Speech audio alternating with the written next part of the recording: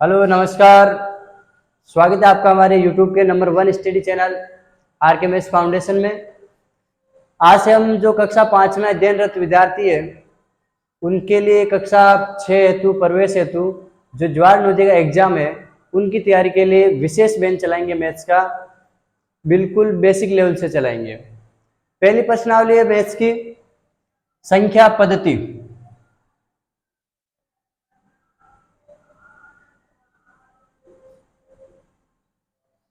संख्या पद्धति number system.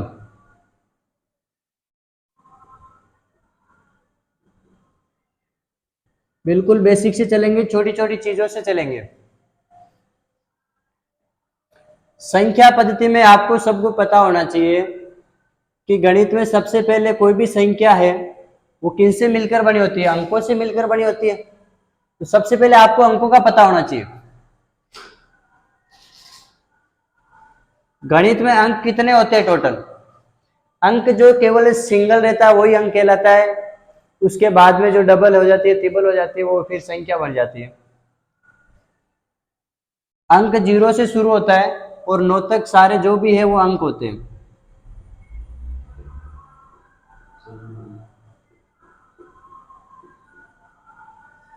ये सारे क्या है? गणित में अंक है। 0 1 2 3 4 5 6 7 8 9। कहने का मतलब 0 से लगा के 9 तक जो भी है वो अंक है। इन अंकों से मिलकर ही संख्या का निर्माण होता है। आपको पूछ ले गणित में कुल अंक होते कितने? कुल अंक कितने होते हैं? 1 से लगा के 9 तक तो ये और एक ये 0, टोटल कितने होते हैं? 10 अंक। अब देखो अंकों से मिलकर किसका निर्माण होता है? संख्या। अंकों से संख्या का निर्माण होता है। किसका होता है? संख्या का निर्माण होता है।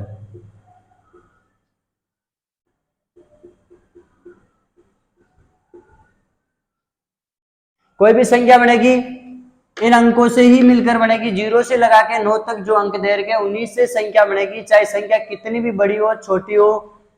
0 से लगा के 9 तक अंक ही आएंगे उसमें, क्योंकि गणित में टोटल अंक ही 0 से लगा के 9 तक होते हैं। कितने अंक होते हैं टोटल? 10 अंक।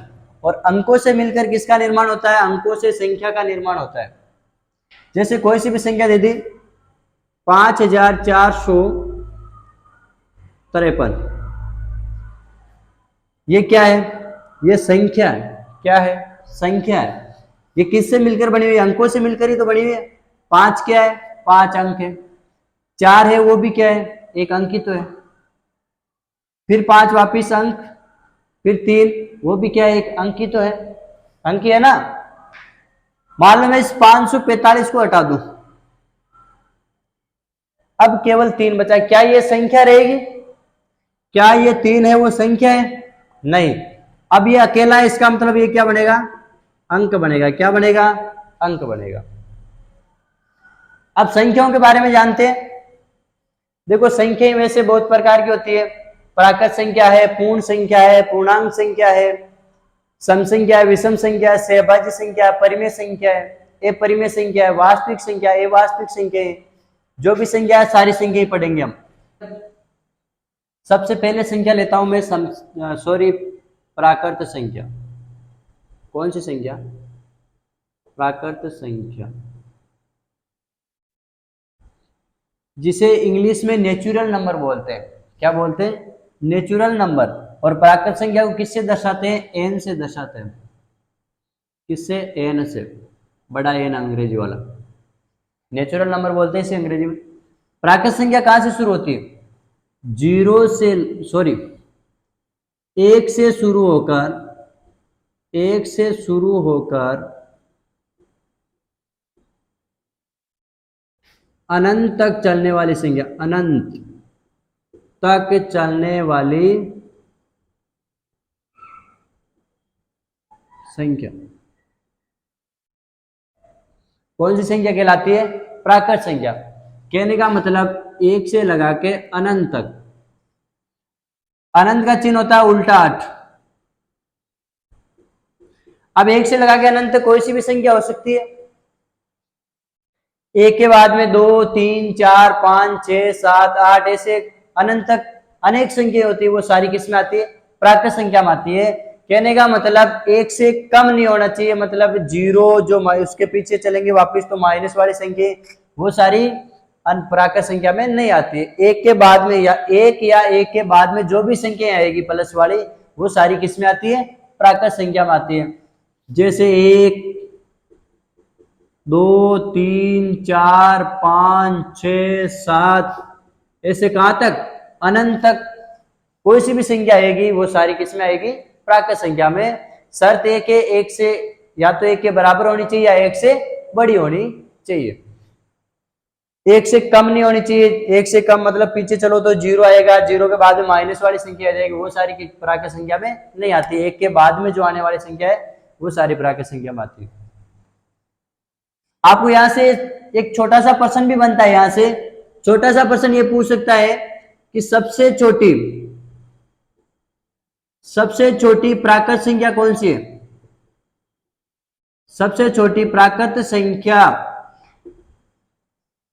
प्रश्न ऐसे भी पूछ सकते हैं सबसे छोटी प्राकृत संख्या कौन सी होगी? तो सबसे छोटी प्राकृत संख्या जहां से प्राकृत संख्या शुरू होती है वही सबसे छोटी प्राकृत संख्या होती है। जहां से शुरुआत होती है वही सबसे छोटी प्राकृत संख्या होती है। शुरुआत कहां से हो रही है? एक से, इसका मतलब सबसे छोटी प्राकृत संख्या कौन सी होगी? एक होगी। उसके बाद में दूसरी संख्या कौन सी आएगी? पूर्ण संख्या। कौन सी आएगी? पूर्ण संख्या। ये कहां से शुरू होती है? जीरो से शुरू होती है। जीरो से शुरू होकर अनंत तक चलने वाली संख्या। इसका मतलब जीरो से लगा के अनंत तक, अनंत का चिन्ह होता है उल्टा 8, ध्यान रखना। अब वही 0 1 2 3 4 5 ऐसे कहां तक?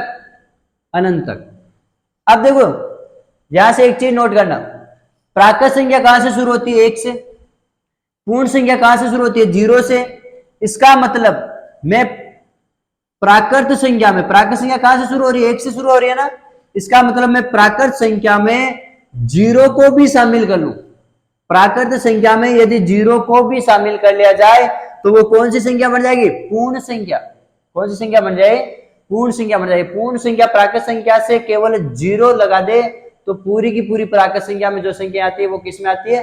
पूर्ण संख्या में भी आती है, यदि उसमें क्या लगा दे? जीरो लगा दे। और वही सबसे छोटी पूर्ण संख्या कौन सी? सबसे छोटी पूर्ण संख्या, सबसे छोटी पूर्ण संख्या,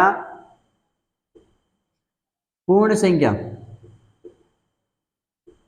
कौन सी होती है? जीरो होती है, क्योंकि जहां से शुरुआत होती है वही सबसे छोटी संख्या होती है। पिछली बार नवोदय में प्रश्न आया था सबसे छोटी अभाज्य संख्या कौन सी है, तो इसका मतलब प्राकृत संख्या भी पूछ सकता है सबसे छोटी प्राकृत संख्या कौन सी होती है? कौन सी होती है? एक। सबसे छोटी पूर्ण संख्या भी पूछ सकता है, कौन सी होती है? जीरो। अब एक चीज याद रखना, एक नोट लिखवा रहा हूं मैं, सभी प्राकृत संख्या, सभी प्राकृत संख्या पूर्ण संख्या होती है, पूर्ण संख्या होती है।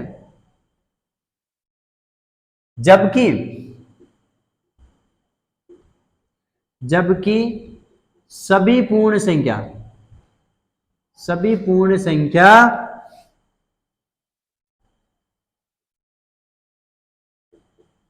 प्राकृत संख्या नहीं होती, प्राकृत संख्या नहीं होती है।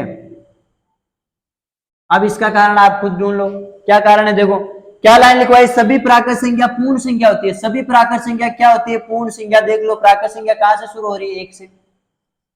पूर्ण संख्या कहां से शुरू हो रही है? जीरो। इसको हटा दो, उसके बाद में सारी संख्या कौन सी है? प्राकृत संख्या ही तो है, एक से शुरू हो रही है। जीरो को मैं साइड में कर दूं जीरो को साइड में कर दिया तो इसका मतलब 1 2 3 4 5 लगा के कहां तक, अनंत तक। सारी कौन सी किस में आती है, प्राकृत में आती है कि नहीं आती है ये संख्या। इसका मतलब सभी प्राकृत संख्या पूर्ण संख्या होती है, क्योंकि ये जो संख्या 1 से लगा के अनंत तक वो संख्या वो इसमें पूर्ण में भी आ रही है, 1 से लगा के अनंत तक आ रही है कि नहीं आ रही। इसका मतलब सभी प्राकृत संख्या पूर्ण संख्या होती है, लेकिन सभी पूर्ण संख्या प्राकृत संख्या नहीं होती। क्यों नहीं होती, देखो प्राकृत संख्या में जीरो आता है क्या, नहीं आता है। प्राकृत संख्या में जीरो नहीं आता, प्राकृत संख्या 1 से शुरू हो रही है, लेकिन पूर्ण संख्या में जीरो भी आ रहा है। इसका मतलब सभी पूर्ण संख्या प्राकृत संख्या नहीं होती है। ठीक है, संख्या प्राकृत संख्या पढ़ ली। प्राकृत संख्या में पहली बात तो परिभाषा का पता होना चाहिए। प्राकृत संख्या 1 से शुरू होकर अनंत तक चलने वाली संख्या है, कहने का मतलब उससे 1 से नीचे वाली संख्या नहीं आनी चाहिए, जीरो माइनस वाली संख्या। सबसे छोटी प्राकृत संख्या पूछे तो कौन सी होती है, 1 होती है। और उसके बाद में 2 नंबर पर आती है पूर्ण संख्या। पूर्ण संख्या 0 से शुरू होती है, केवल अंतर इतना ही है, पूर्ण संख्या 0 से शुरू होती है। और सबसे छोटी पूर्ण संख्या पूछे तो कौन सी होती है, 0। ठीक है, उसके बाद में एक नोट भी लिखा था मैंने, जो सभी प्राकृत संख्या पूर्ण संख्या नहीं होती है, लेकिन जो सभी पूर्ण संख्या वो प्राकृत संख्या होती है। कहने का मतलब नोट ऐसे लिखा था, सभी पूर्ण संख्या प्राकृत संख्या होती है, जबकि सभी प्राकृत संख्या पूर्ण संख्या नहीं होती है। ठीक है, और सबसे छोटी पूर्ण संख्या पूछे तो 0। उसके बाद में 3 नंबर पर संख्या पढ़ते हैं पूर्णांक संख्या। पूर्णांक संख्या, पूर्णांक संख्या में प्लस की संख्या हो चाहे माइनस की संख्या हो, सारी संख्या पूर्णांक संख्या में आती है। शर्त एक ही है कि अंक पूरा पूरा रहना चाहिए, अंक पॉइंटों में नहीं आना चाहिए, अंक बटे में नहीं आना चाहिए, नहीं कहने का मतलब बिन में नहीं आना चाहिए, अंक रूट में नहीं होना चाहिए, अंक पूरा पूरा रहना चाहिए। बाकी पूरी संख्या चाहे प्लस की संख्या हो चाहे माइनस की संख्या हो, सारी किस में आती है, पूर्णांक संख्या में आती है। ऋणात्मक संख्या से धनात्मक संख्या तक, कहने का मतलब माइनस अनंत से, अनंत का चिन्ह उल्टा, माइनस अनंत से लगा के प्लस अनंत तक कितनी भी संख्या हो सकती है, सारी किस में आती है, पूर्णांक संख्या में आती है। शर्त एक ही है, ना तो संख्या पॉइंटों में आनी चाहिए, ना संख्या रूट में आनी चाहिए, ना संख्या भिन्न में आनी चाहिए, कहने का मतलब बटे में नहीं आनी चाहिए। ठीक है, अंक पूरा पूरा रहना चाहिए। जैसे मैंने कोई भी संख्या लिख दी 2556, 2556, तो ये अंक पूरा है, ना कि बटे में, ना भिन्न में, ना इस पे रूट है, कुछ भी नहीं है, ये अंक पूरा पूरा है। इसका मतलब ये किस में आएगा, पूर्णांक में आएगा। मैं इसके सामने माइनस लगा दूं, माइनस के 2556, तो भी ये क्या है, पूर्णांक है। संख्या चाहे प्लस में हो चाहे माइनस में हो, अंक पूरा पूरा होना चाहिए। उसके बाद में अगली संख्या 4 नंबर पर सम संख्या।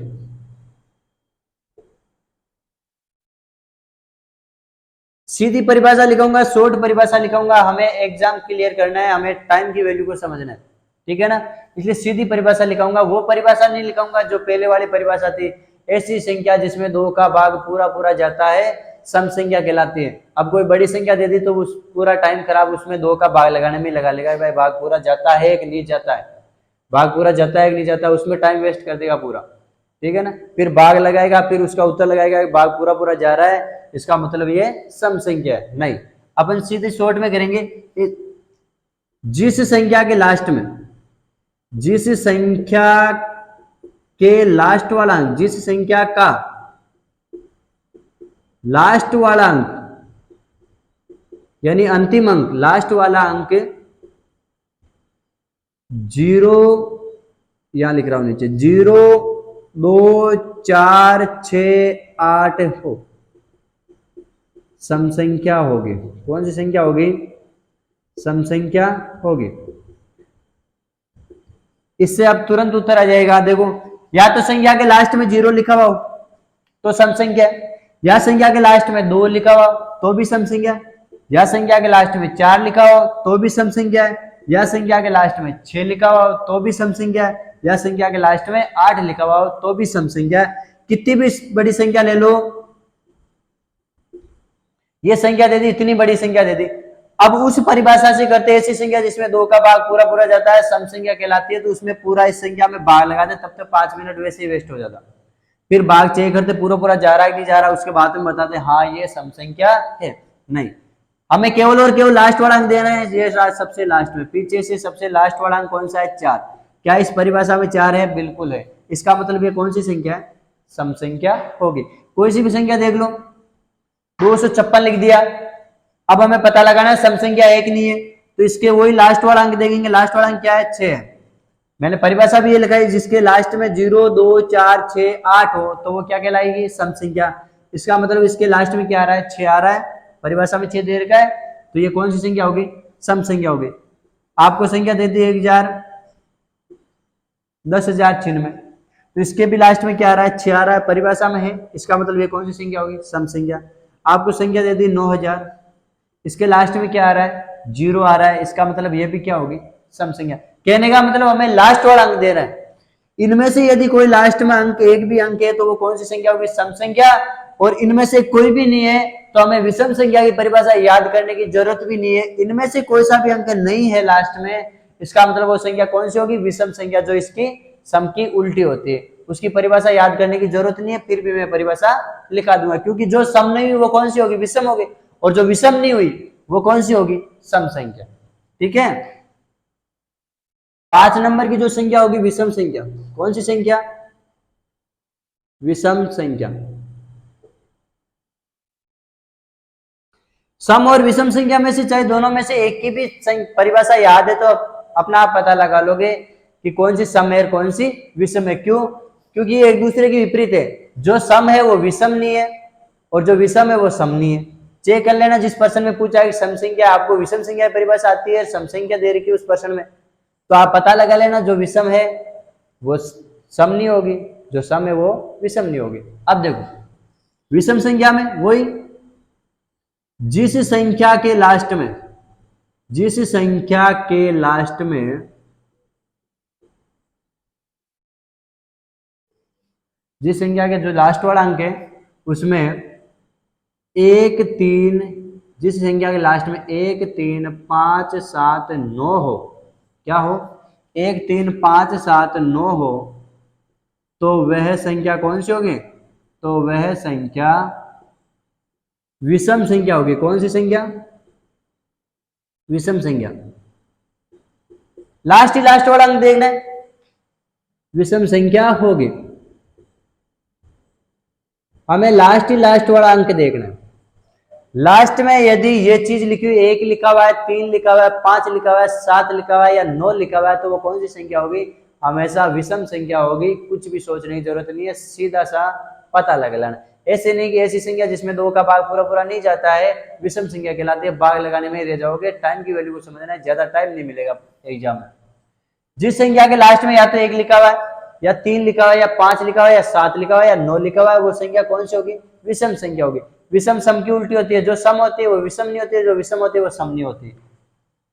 जैसे कोई भी संख्या दे दी आपको, 509 दे दिया, तो वो सबसे लास्ट वाला अंक देखना है, लास्ट वाला अंक क्या लिखा हुआ है, 9। इसका मतलब कौन सी संख्या, विषम संख्या, क्योंकि जिसके लास्ट में 1 3 5 7 9 हो वो विषम संख्या कहलाती है। कितनी भी बड़ी संख्या दे दे, भाग लगाने की जरूरत ही नहीं पड़ेगी। अब इस संख्या में पूछ लिया कि ये संख्या सम है, एक विषम है, तो इसका लास्ट वाला अंक देखना, हमें कुछ भी नहीं करना, सबसे लास्ट में जाना, लास्ट में लिखा हुआ है 1। क्या 1 विषम संख्या की परिभाषा में है, बिल्कुल है। इसका मतलब ये कौन सी संख्या होगी, विषम संख्या। वही सबसे लास्ट वाला अंक देखना है। इस संख्या में पूछ लिया कि ये संख्या सम है, एक विषम बताओ, तो लास्ट वाला अंक देखना है। क्या लिख रखा है, 5। 5 परिभाषा में बिल्कुल है, इसका मतलब ये कौन सी संख्या हुई, विषम संख्या।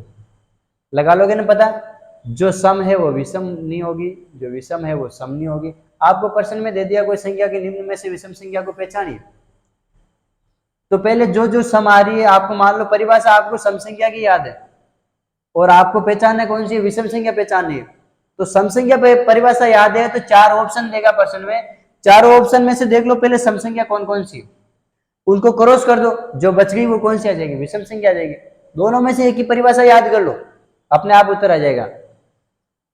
ठीक है, उसके बाद में अगली 6 नंबर पे संख्या कौन सी होगी, प्राकृत संख्या पढ़ ली, पूर्ण संख्या पढ़ ली, उसके बाद में हमने पूर्णांक संख्या पढ़ ली, सम संख्या पढ़ ली और विषम संख्या पढ़ ली, 5 संख्या पढ़ ली।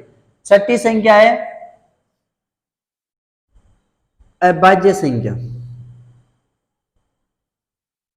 कौन सी संख्या? अभाज्य संख्या। अभाज्य संख्या में देखो, अभाज्य संख्या वो होती है जिसमें खुद के अलावा किसी अन्य का भाग नहीं जाना चाहिए। खुद के अलावा किसी अन्य संख्या का भाग नहीं जाता, वो अभाज्य संख्या होती है। शर्त एक ही है, हमें केवल शॉर्ट परिभाषा याद रखनी है। वैसे परिभाषा को सही ढंग से देखें तो ऐसी संख्या जिसमें एक एवं स्वयं के अलावा किसी अन्य का भाग नहीं जाना चाहिए वो होती है अभाज्य संख्या। लेकिन एक तो एक ऐसी संख्या है जिसमें सभी में भाग जाता है, तो अपन को वो याद नहीं रखना है, एक एवं स्वयं के अलावा किसी अन्य संख्या का भाग नहीं जाता हो, वो अभाज्य संख्या कहलाती है। तथा कम से कम उसमें कितने गुणनखंड होने चाहिए? 2 गुणनखंड। एक को भूल जाओ, एक को भूल जाओ, हमें तो सीधा ये याद रखना है, ऐसी संख्या जिसमें खुद के अलावा,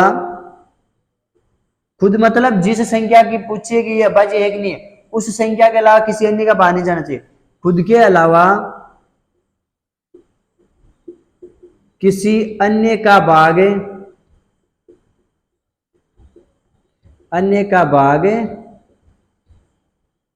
नहीं जाता हो,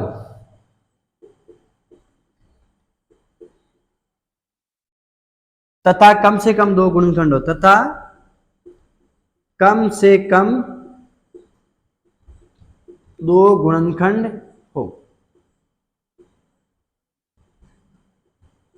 हमें परिभाषा इतनी याद रखनी है, खुद के अलावा किसी अन्य का भाग नहीं जाना चाहिए। अभाज्य संख्या पूछेगी निम्न में से कौन सी अभाज्य संख्या, तो उसके लिए जांच करनी है कि खुद का भाग जा रहा है कि नहीं जा रहा है। खुद के अलावा किसी अन्य संख्या किसी का भी भाग नहीं जाना चाहिए। 2, 4, 6, 8, 3, 5, 7 जो भी संख्या है, खुद के अलावा किसी अन्य का भाग नहीं जाना चाहिए। खुद के अलावा कोई अन्य हस्तक्षेप उसमें नहीं कर रहा है तो वो कौन सी संख्या होगी? अभाज्य संख्या होगी। परिभाषा के लिए इतना ही याद रखना है। लेकिन प्रश्न ऐसे भी आ सकता है कि अभाज्य संख्या में कम से कम कितने गुणनखंड होते हैं, तो उसके लिए ये लाइन लिखाई मैंने, कम से कम कितने गुणनखंड होने चाहिए? 2 गुणनखंड होने चाहिए। एक कभी भी अभाज्य संख्या में नहीं माना जाता है, एक कभी भी अभाज्य संख्या में नहीं माना जाता है। कारण बता देता हूं। एक मैंने एक लाइन लिखाई थी, कम से कम उसमें कितने गुणनखंड होने चाहिए? 2 गुणनखंड होने चाहिए। 2 गुणनखंड का मतलब होता है कम से कम उसमें 2 संख्या का भाग जाना चाहिए। कितनी संख्या का? 2 का। एक तो खुद का और एक का। तो एक में एक भी खुद है, स्वयं भी एक ही है। इसका मतलब इसमें एक के अलावा किसी अन्य संख्या बाहर नहीं जाना चाहिए। एक के अलावा किसी अन्य संख्या बाहर नहीं जा रहा, इसका मतलब इसमें गुणनखंड कितना हुआ? केवल 1 हुआ। ठीक है, जैसे 2 है, 2 में एक तो 1 का बाहर जा रहा है और एक 2 का बाहर जा रहा है, और खुद के अलावा किसी अन्य संख्या बाहर नहीं जाना चाहिए। संख्या है 1 एवं स्वयं के अलावा किसी अन्य संख्या बाहर नहीं जाता है, तो वो संख्या अभाज्य संख्या होती है। लेकिन एक को भूल जाओ, एक में तो भाग सब में जाएगा, एक का भाग तो सब में जाता है। तो हमें परिभाषा शॉर्ट याद रखनी है। हमें पता लगाना है अभाज्य एक नहीं है, हमें परिभाषा से कोई मतलब नहीं। हमें इतना पता लगाना है कि 2, जैसे कोई संख्या दे दी 2, अभाज्य संख्या 1 नहीं है, तो सीधी सी बात है 2 अभाज्य संख्या है। क्यों है? इसमें 2 के अलावा किसी अन्य का बाहर नहीं जा रहा है। यानी 2 खुद है, खुद के अलावा किसी अन्य संख्या बाहर नहीं जाना चाहिए। एक को तो छोड़ दो, एक को तो भूल जाओ, एक का बाहर तो सब में जाएगा। ऐसे मत बोल देना कि इसमें एक का भी बाहर जा रहा है, ये अभाज्य फिर क्यों है? नहीं, एक को तो भूल ही जाओ, एक का तो भाग सब में जाएगा। ठीक है, तो अभाज्य संख्या कहां से शुरू होती है? 2 से शुरू होती है, ना कि 1 से, क्योंकि इसमें कम से कम 2 गुणनखंड बनने चाहिए। इसमें गुणनखंड बना के देखो, इसमें एक तो 1 का भाग जाएगा, 1 का भाग सब में जाता है, और एक 2 का भाग, इसका मतलब 1 और 2 यानी टोटल 2 गुणनखंड बन रहे। तो सबसे छोटी प्रश्न ऐसे आएगा, सबसे छोटी, पिछली बार एक नवोदय में एग्जाम आया था, सबसे छोटी अभाज्य संख्या आपको प्रश्न में पूछेगा, सबसे छोटी अभाज्य संख्या कौन सी होती है? सबसे छोटी अभाज्य संख्या कौन सी होती है? 2, क्योंकि अभाज्य संख्या कहां से स्टार्ट होती है? 2 से शुरू होती है, 1 से नहीं होती, ध्यान रखना। ठीक है ना? तो सबसे छोटी अभाज्य संख्या कौन सी होगी? 2 होगी। अब इसमें उदाहरण पूछ लिया आपको, जैसे आपको बोल दिया 17, कुछ संख्या दे दी 19, और उसके बाद में दे दी 29, ये संख्या ले लेते हैं। अब इनमें पता लगाना है आपको कि अभाज्य संख्या है कि नहीं है। तो कैसे पता लगाओगे? देखो 17 है, 17 में खुद के अलावा किसी अन्य का भाग जा रहा है क्या?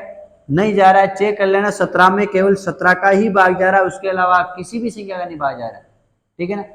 एक से लगा के 17 तक, बड़ी संख्या का तो वैसे ही भाग नहीं जाता है, 17 है तो 17 तक देख लो। एक का भाग जाता है क्या? एक का तो भाग जाता है, तो मैंने कहा एक को तो भूल ही जाओ, एक का भाग तो सब में ही जाता है, ठीक है ना। 2 से शुरू करो। 2 का भाग जाता है क्या 17 में? नहीं जाता। 3 का भाग, 3 के भाग में 17 आता है क्या? नहीं आता, नहीं जाता। 4 का भाग नहीं जाता, 5 का नहीं जाता है, 6 का भाग नहीं जाता है, 7 का नहीं जाता है, 8 का नहीं जाता है, 9 का भाग नहीं जाता है, 10 का भाग नहीं जाएगा, 11 का भाग नहीं जाएगा। कहने का मतलब इसमें केवल और केवल 17 का ही भाग जाएगा, यानी खुद के अलावा अन्य किसी संख्या भाग नहीं जा रहा है। इसका मतलब ये कौन सी संख्या है? अभाज्य संख्या, यानी खुद राजा है ये, बाकी कोई दूसरा इसमें हस्तक्षेप नहीं कर रहा है। इतना ध्यान रखना है, खुद राजा होना चाहिए, दूसरा कोई हस्तक्षेप नहीं करना चाहिए, खुद मालिक है ये। 19 है, 19 में खुद के अलावा किसी अन्य संख्या बाहर नहीं जा रहा है, नहीं जा रहा है, चेक कर लेना, नहीं जा रहा है। 29 है, 29 में खुद के अलावा किसी अन्य संख्या बाहर नहीं जा रहा है, इसका मतलब ये कौन सी संख्या हुई? अभाज्य संख्या। तो कहने का मतलब ये है, ऐसी संख्या जिसमें खुद के अलावा किसी अन्य संख्या का भाग नहीं जाना चाहिए, वो कौन सी होती है? अभाज्य संख्या। तो पता लगा लेंगे, नहीं इतना देखना है कि खुद के अलावा किसी अन्य का भाग जा रहा है तो अभाज्य नहीं होगी, वो कौन सी होगी? भाज्य होगी, ठीक है। पर्सन यहां से 100% आ सकता है। ज्यादा इंपॉर्टेंट पर्सन यही है, ये 4 से 5 बार नवोदय में आ चुका है कि सबसे छोटी अभाज्य संख्या कौन सी होती है। 4 से 5 बार आ चुका है, पिछले वाले नवोदय के पेपर उठा के देख लेना, 4 से 5 बार आ चुका है कि सबसे छोटी अभाज्य संख्या कौन सी होगी। तो कौन सी होगी सबसे छोटी अभाज्य संख्या? 2 होगी। कौन सी होगी? 2। इतना याद रखना है। सबसे मेन चीज तो ये, परिभाषा की कोई जरूरत नहीं, परिभाषा में इतना याद रखना, खुद राजा होना चाहिए, कोई दूसरा हस्तक्षेप नहीं करना चाहिए, इसका मतलब खुद का भाग जाना चाहिए, किसी दूसरे का भाग नहीं जाना चाहिए। ये तो परिभाषा के लिए ध्यान रखना है, ठीक है ना। बाकी सबसे छोटी अभाज्य संख्या पूछे आपको तो कौन सी होगी? 2 होगी। अभाज्य संख्या पढ़ ली। अब 6 संख्या पढ़ ली अपन, 7वीं संख्या पढ़ते हैं, भाज्य संख्या। भाज्य का मतलब क्या हो? जिसमें खुद के अलावा किसी अन्य संख्या का भाग जा रहा है। अभाज्य की उल्टी भाज्य, जो अभाज्य नहीं हुई वो कौन सी हुई? भाज्य हुई। इसका मतलब ये खुद राजा नहीं है, कोई दूसरा हस्तक्षेप कर रहा है। तो जिसमें खुद के अलावा किसी अन्य संख्या का भाग भी जाता हो, जिसमें खुद के अलावा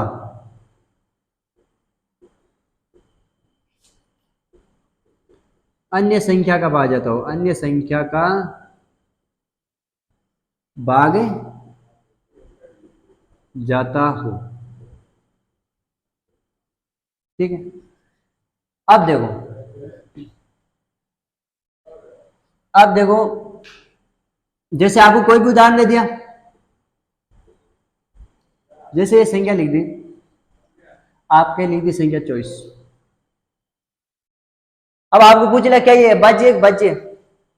आपको पता लगाना है अभाज्य एक भाज्य 24। आपको मान लो परिभाषा भाज्य की याद नहीं है, अब कैसे पता लगाओगे? आपको अभाज्य की परिभाषा याद है लेकिन भाज्य की याद नहीं है। इसमें चेक करना है क्या ये इसमें खुद के अलावा किसी अन्य का भाग जा रहा है। अभाज्य की परिभाषा याद है तो आपको अभाज्य संख्या परिभाषा क्या होती है? ऐसी संख्या जिसमें खुद के अलावा किसी अन्य का भाग नहीं जाना चाहिए। पता लगा लो क्या ये अभाज्य है क्या? अभाज्य नहीं है तो कौन सी हुई? भाज्य हुई। भाई भाज्य की आपको परिभाषा याद नहीं है, कैसे पता लगाओगे कि ये भाज्य है कि अभाज्य है? तो उसके लिए देख लो, अभाज्य की आपको परिभाषा याद है, इसका मतलब अभाज्य की परिभाषा क्या होती है? जिसमें खुद के अलावा किसी अन्य का भाग नहीं जाना चाहिए। खुद के अलावा, खुद 24 है, 24 के अलावा किसी अन्य का भाग जा रहा है? बिल्कुल जा रहा है। 2 का पावड़े, 2 का भाग जा रहा है। 3 के पहाड़े में भी 24 आता है, 3 का भाग जा रहा है। 4 के पहाड़े में भी 24 आता है, 4 का भी भाग जाता है। 6 के पहाड़े में भी 24 आता है, बिल्कुल 6 का भाई भाग जा रहा है। 12 के पहाड़े में भी 24 आता है। इतनी संख्याओं का भाग जा रहा है, इसका मतलब ये अभाज्य तो नहीं हुई। कौन सी नहीं हुई? अभाज्य नहीं हुई, तो इसका मतलब कौन सी होगी? भाज्य होगी, जिसमें खुद के अलावा किसी अन्य संख्या का भी भाग जा रहा है। यानी खुद राजा है लेकिन किसी दूसरे का हस्तक्षेप नहीं होता तो अभाज्य है। खुद राजा है, दूसरे का हस्तक्षेप हो रहा है, खुद राजा ही नहीं है, हस्तक्षेप हो रहा है। किस किस का हस्तक्षेप हो रहा है? 2 का, 3 का, 4 का, 6 का, 12 का, इन सभी संख्याओं में भाग जा रहा है। इसका मतलब कौन सी संख्या विभाज्य? जैसे आपको दे दिया 42, 42 किस में आएगा? 42 में 2 का भाग जाता है, 3 का भाग जाता है, 6 का भी जाता है, 7 का भी जाता है, 21 का भी भाग जाता है। इसका मतलब ये भी किस में आई? भाज्य में। जैसे आपको दे दिया 96, 96 में 2 का भाग जा रहा है, भाज्य होगी। किसी एक का भी भाग चला जाए खुद के अलावा तो भाज्य, बाकी की जरूर नहीं है किस किस का जा रहा है, हमें पता नहीं लगाना है। किसी एक का भी भाग जा रहा है खुद के अलावा तो वो भाज्य संख्या हो गई फिर, ठीक है। उसके बाद में 8 नंबर पे संख्या पढ़ेंगे अपन कौन सी? हमने प्राकृत संख्या पढ़ ली पहली, दूसरी पूर्ण संख्या पढ़ी, तीसरी पूर्णांक संख्या पढ़ी, चौथी हमने सम संख्या पढ़ी, पांचवी विषम संख्या पढ़ी जो सम की उल्टी है, छठी अभाज्य पढ़ी, सातवीं हमने भाज्य पढ़ी जो अभाज्य की उल्टी है, और आठवीं संख्या क्या? से अभाज्य संख्या। ये नाम भी बहुत आएगा आपके प्रश्नों में, जब अपन प्रश्न करेंगे ना इसके प्रश्नावली के, तो इसमें से अभाज्य से संबंधित प्रश्न भी पूछेगा। से अभाज्य संख्या होती है ऐसी संख्या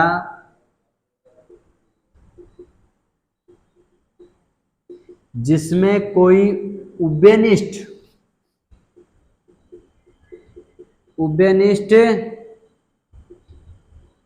गुणनखंड नहीं हो, और ये कम से कम दो संख्या में निकाली जाती है। से अभाज्य संख्या कम से कम दो संख्या अनिवार्य है इसमें। कितनी संख्या? दो संख्या। से अभाज्य संख्या का पता दो संख्याओं के लिए निकाला जाता है।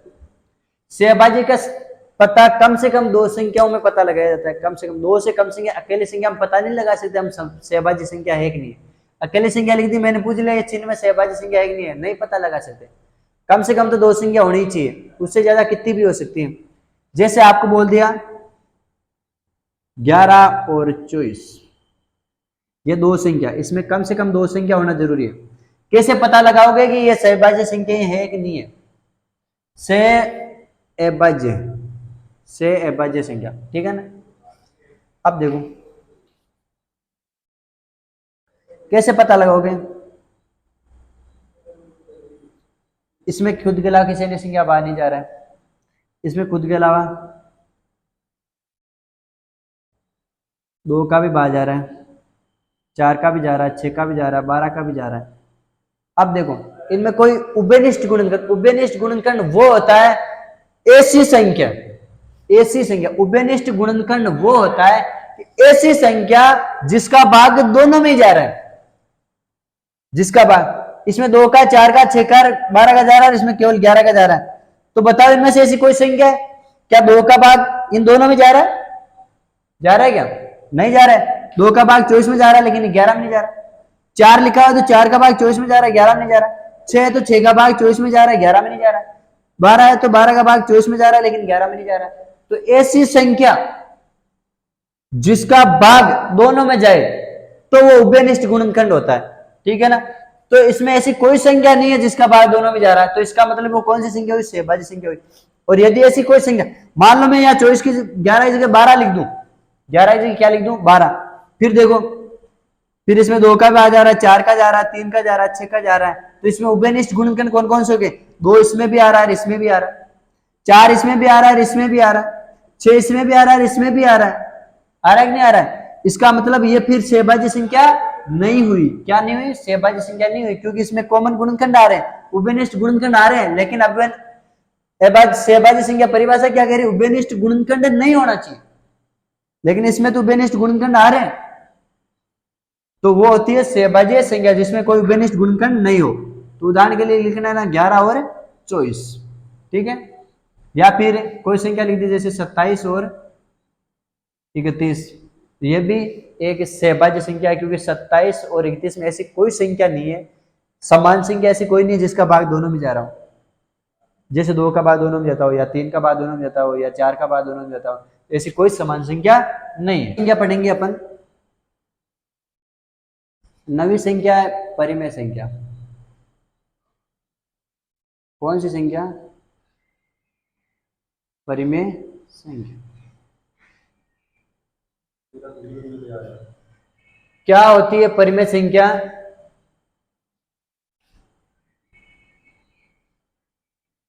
ऐसी संख्या जिसे P बट्टा Q के रूप में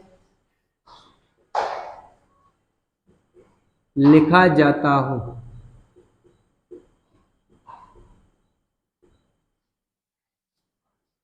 तथा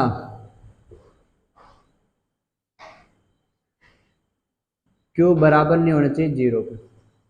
या फिर इसको ऐसे लिख लो, Q not is equal to 0। ये समझ में नहीं आए तो हर कभी शून्य नहीं होगा, हर कभी शून्य नहीं होगा।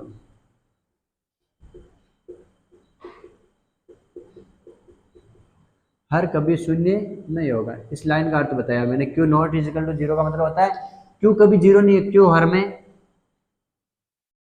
तो क्यू कभी 0 नहीं आना चाहिए, यानी हर कभी शून्य नहीं होगा। अब जो परिमेय संख्या होती है, ऐसी संख्या जिसे पी बटा क्यू के रूप में लिखा जाता है तथा क्यू कभी 0 नहीं होना चाहिए, इसका मतलब हर कभी 0 नहीं होना चाहिए। आपको इतना ध्यान रखना है कि परिमेय संख्या किसे बोलते हैं, जो बट्टे वाली संख्या होती है वो सारी परिमेय संख्या में आती है। भिन्नों में जो संख्या होती है ना उनको सभी को परिमेय संख्या ही बोलते हैं। ऐसी संख्या जिसे पी बटा क्यू के रूप में लिख सकते हैं हम। अपनी जो सिंपल संख्या होती है, प्राकृत संख्या हो, जो भी सिंपल संख्या कौन सी प्राकृत संख्या आती है, 1 2 3 4 5 अनंत तक, वो सारी भी परिमेय संख्या में आती है, क्योंकि उनको बट्टे हुए के रूप में लिख सकते हैं। उनके नीचे कुछ नहीं तो हम बट्टे हुए लगा के 1 लिख सकते हैं उनके नीचे, तो इसका मतलब वो भी परिमेय संख्या में होगी। जो भिन्नों वाली संख्या होती है वो सारी किस में आती है, परिमेय संख्या में आती है। कोई भी उदाहरण लिख देते हैं, जैसे मान लो कोई संख्या लिख दी 7/9, तो ये कौन सी संख्या होगी, परिमेय संख्या, क्योंकि ये बटे में 9/11 कौन सी संख्या, परिमेय संख्या में। 13/17 कौन सी संख्या, परिमेय संख्या। कहने का मतलब जो भी बट्टे वाली संख्या है वो परिमेय संख्या में आती है। एक हो गया आपका, कोई संख्या लिख दी सिंपल 27, ये भी परिमेय संख्या में आती है। कहने का मतलब है जो भी बटे वाली संख्या होती है, वो जो साधारण संख्या होती है आपकी 1 से लगा के अनंत तक, वो सारी किस में आती है, परिमेय संख्या में आती है। शर्त एक ही होनी चाहिए, हर में कभी, यानी कि नीचे कभी 0 नहीं होना चाहिए, शून्य नहीं होना चाहिए। जैसे मैंने कोई संख्या लिख दी, मैं संख्या लिखूं 7/0, क्या ये परिमेय संख्या होगी, नहीं, ये परिमेय संख्या नहीं होगी, क्योंकि नीचे कभी 0 नहीं आना चाहिए। हाँ, 0/7 बिल्कुल परिमेय संख्या हो सकती है, 0 ऊपर आ सकता है, नीचे नहीं आ सकता, यानी 0/7 परिमेय संख्या बिल्कुल हो सकती है। यह परिमेय संख्या है, लेकिन यह परिमेय संख्या नहीं है, क्योंकि इसके हर में क्या आ गया, 0 आ गया। हर में 0 आने का मतलब है कि ये परिभाषित होती है, इसका कोई मान नहीं रहता है, ये परिभाषित होती है, इसका कोई भी मान नहीं रहता है। उसके बाद में अगली पढ़ते हैं 10 नंबर पे, कौन संख्या, इसकी उल्टी अपरिमेय संख्या।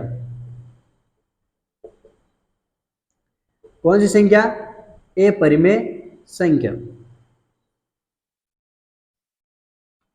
अपरिमेय संख्या के लिए देखो, वही जिसे p बटा क्यू के रूप में नहीं लिखा जा सकता, जिसे p बटा क्यू के रूप में नहीं लिखा जा सकता।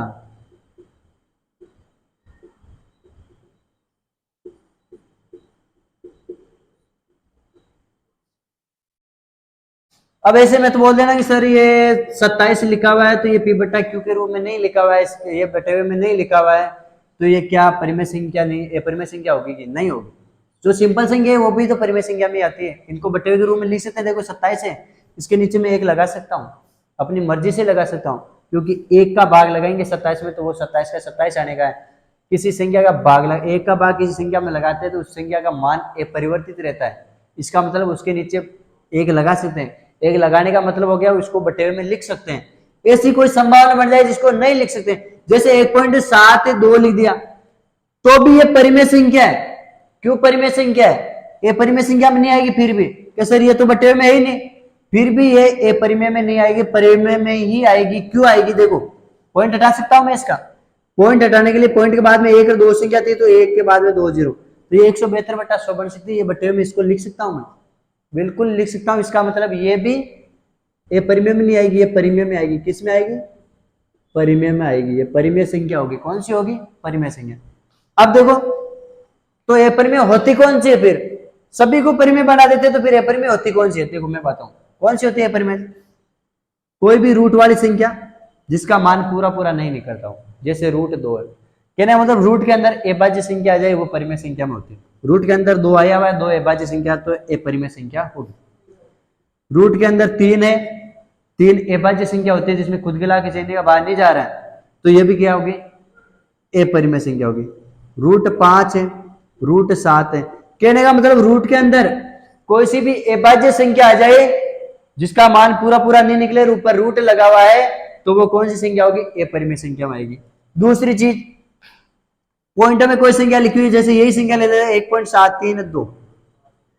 अब इस 1.72 के आगे ऐसे क्या आ जाए, डॉट डॉट डॉट डॉट, तो ये अब किस में आ जाएगी, अपरिमेय में आ जाएगी। किस में आ जाएगी, अब ये अपरिमेय हो जाएगी। क्यों हो जाएगी, क्योंकि अब इसका मान हमारे पास फिक्स नहीं है, इसको बटे में नहीं बदल सकते। आगे डॉट डॉट डॉट का मतलब है कि इसके आगे और भी संख्या है और कितनी भी हो सकती है, अनंत तक बार बार ऐसा मान चल रहा है। या किसी के ऊपर ऐसे आ जाए 1.43, ऐसे एक रेखा का चिन्ह आ जाए, इसका मतलब होता है बार, इसे बोलते हैं बार। बार का मतलब पुनरावर्ती, पुनरावर्ती का मतलब बार बार संख्या, कहना मतलब इसको सरल कर देंगे 1.43 43 43 43, यानी 43 की पुनरावर्ती हो रही है।